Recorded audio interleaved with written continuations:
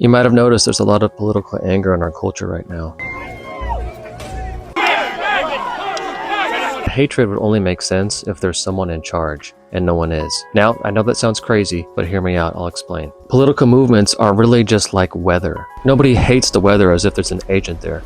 We notice that it's just a natural phenomenon occurring. Political movements and opinions are the exact same way. Do you remember the tragedy at Astroworld in 2021? Friday night, 8 died and hundreds were injured at Travis Scott's Astroworld concert after the crowd compressed. In minutes, there were hundreds of people that got crushed. And it wasn't because of some evil decision or some decision maker. It was really just physics. Back in 1995, scientists Dirk Helbing and Peter Molnar showed that crowds actually behave like fluids. Things like pressure waves and turbulence and shocks to the system behave the exact same way in large crowds of people as they do in fluids that are moving through objects. It's all just what we call emergent behavior.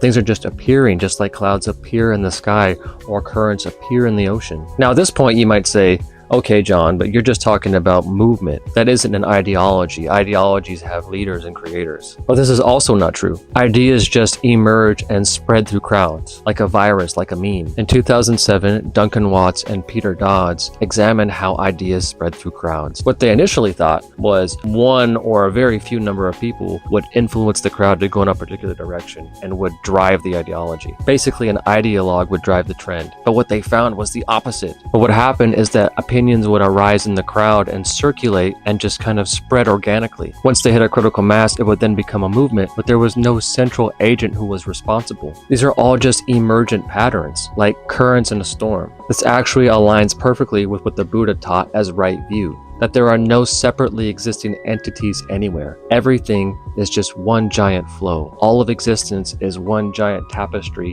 where all the threads intersect and affect each other. So in this giant tapestry, no one is in charge. And when the conditions are right, ideas come into consciousness that spread. Hatred doesn't make any sense because there's no one to blame. Since this is all one interconnected system, when you inject hatred into it, it's literally like pouring poison into your drinking water. So just remember, as Martin Luther King said, darkness cannot drive out darkness. Only light can do that. Hatred cannot drive out hatred. Only love can do that. I'm John, and this is Big Dharma.